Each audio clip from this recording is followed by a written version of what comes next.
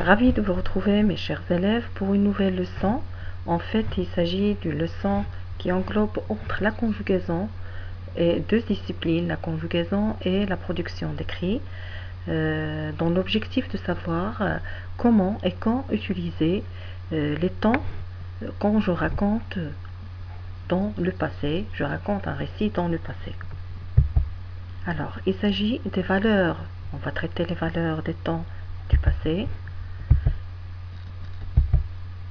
temps du passé dans un récit.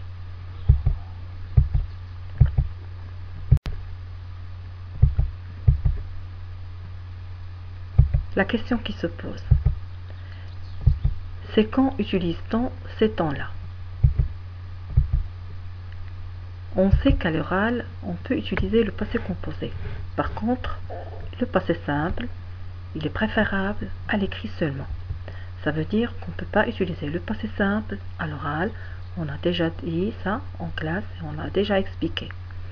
Par ailleurs, l'imparfait intervient pour encadrer les actions qui se passent successivement.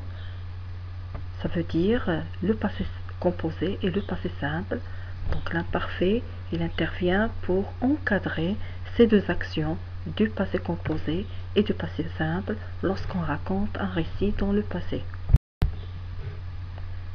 Voyons maintenant comment on peut utiliser ou bien on va situer le temps du passé simple et du passé composé sur l'axe du temps. Alors la flèche du temps, on remarque que le passé simple et le passé composé interviennent, d'accord? Ils coupent l'action de l'imparfait. Ça veut dire que l'imparfait est une action beaucoup plus prolongée, plus longue que celle du passé composé et du passé simple. Par contre, je peux revenir en arrière, faire un arrêt et raconter des faits qui se sont passés auparavant. Dans ce cas, on utilise le plus que parfait et on parle de l'antériorité. Parfois, on peut même, en racontant dans le passé, en faisant la narration dans le passé, je peux raconter des choses qui vont passer dans le futur. Alors dans ce cas, on utilise le futur du passé. Ça veut dire on parle de la postériorité.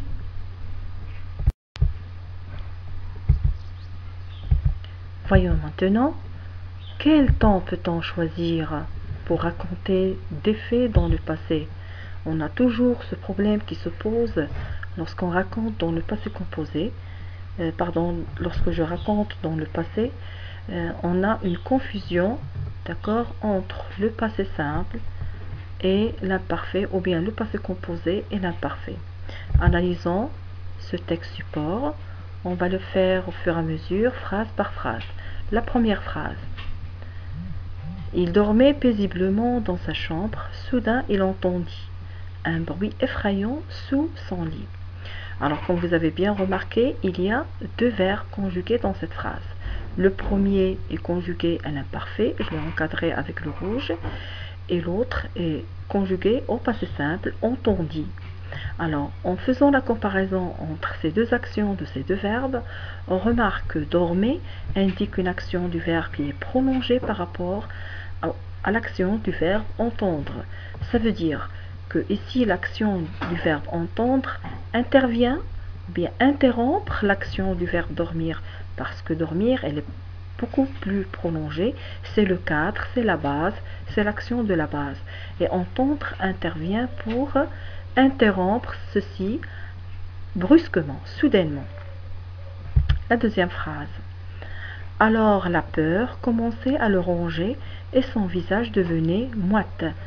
Vous remarquez ici dans cette phrase, on a la description. Donc l'imparfait est utilisé pour la description. Voyez-vous le verbe devenir. Alors devenir, c'est un verbe d'état utilisé pour décrire. La troisième phrase.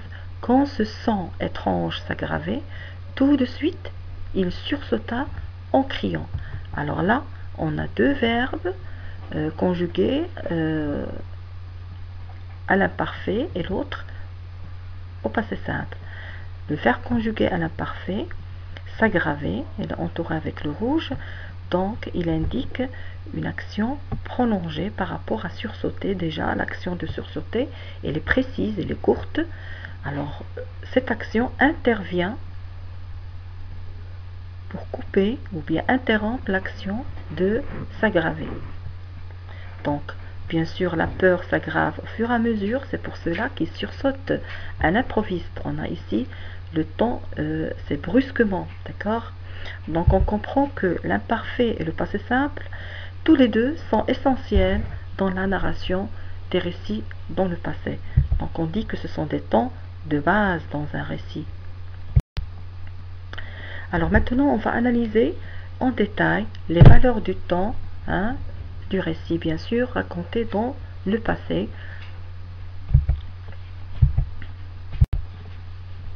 Bien sûr, pour employer un temps, n'importe lequel, que ce soit le passé simple ou bien l'imparfait, revient, bien sûr, dépend de ses valeurs. Alors l'emploi des temps dans la narration dépend de ses valeurs. On a distingué deux valeurs pour le passé simple. La première,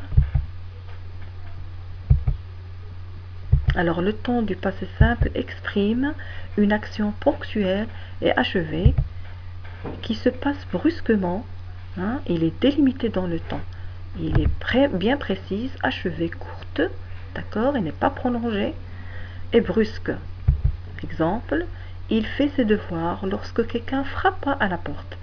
Donc l'action ici du verbe qui est prolongé, c'est le verbe faire, et qui intervient brusquement, c'est le verbe frapper. Par ailleurs, le passé simple exprime une autre valeur, c'est la suite. Il peut exprimer une suite des actions ou bien une succession des actions qui font avancer le récit. Exemple, alors il ramassa ses affaires et les rangea dans son cartable. On a ici deux actions, l'action du verbe ramasser et ranger. On a la première d'abord qui est ramassée et la deuxième qui vient qui est rangée. Et tous les deux, ils constituent un événement, c'est comme un scénario. Donc on avance, on avance le récit. Donc vous comprenez ici, voilà les deux valeurs exprimées par le passé simple. On passe maintenant à l'imparfait. Alors contrairement au passé simple, l'imparfait exprime une action inachevée, non délimitée dans le temps. Bien sûr, il est inachevé, il n'est pas courte, il est inachevé, il est prolongé, dans les durables, une action durable. Ça c'est la première valeur. La deuxième, il exprime la description. Alors avec l'imparfait, on peut faire des portraits, on peut exprimer la description en faisant le portrait, ça veut dire la description des personnages, ou bien je peux décrire des objets, ou bien un lieu. Exemple, voyons l'exemple. La jeune femme portait une longue robe blanche dentelée, avait à sa main un beau bouquet de fleurs, elle était rayonnante, est éblouissante. Alors là, qu'est-ce qu'on voit? Trois verbes conjugués à l'imparfait. Porter, avait, était. Alors ici, on fait ici la description, bien sûr. Donc on décrit, on fait la description. Alors par ailleurs, l'imparfait exprime aussi des actions répétées dans le temps. Une habitude. Alors parfois on utilise l'imparfait pour exprimer des choses qu'on répète habituellement dans notre vie. Alors voyons l'exemple. Chaque jour, cet homme prenait son café et lisait son journal, puis se dirigeait vers son travail. Alors on a trois actions, le verbe prenait, lisait, se dirigeait. Toutes les actions, ou bien tous les verbes sont conjugués à l'imparfait. Donc il indique ici une succession des événements qui se font habituellement, d'accord, chaque jour. Donc c'est une habitude. Voilà les trois valeurs exprimées par l'imparfait. Maintenant, on va passer à un exercice d'entraînement pour évaluer la bonne compréhension de cette notion. Ça veut dire, est-ce que vous savez maintenant distinguer entre ces deux temps et savoir quand est-ce et comment utiliser ces deux temps-là. Alors je vous propose trois phrases. La première phrase, mon père regardait un film quand son téléphone. Alors le verbe sonner, est-ce qu'on va utiliser le passé simple ou bien l'imparfait? La deuxième phrase, la jeune fille, le verbe dormir, à quel temps on va l'utiliser? Troisième phrase, nous faisions une petite randonnée dans la forêt lorsque la pluie, le verbe commencer. Alors à quel temps on va l'utiliser? Alors revenons à la première.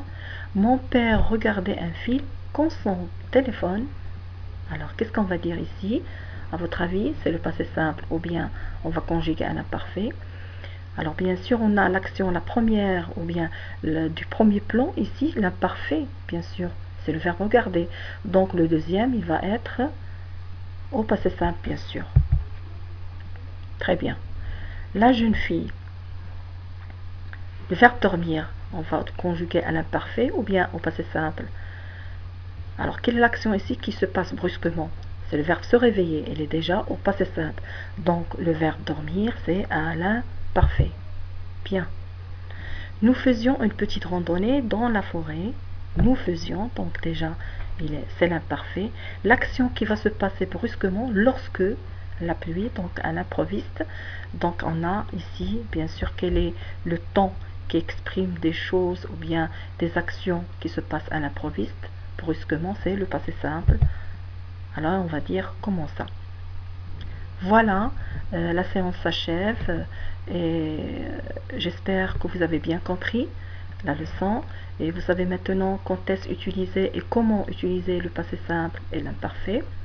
On se reverra tout à l'heure pour des exercices d'entraînement pour mieux fixer la notion. Je vous remercie d'avoir été bien attentif. À tout à l'heure.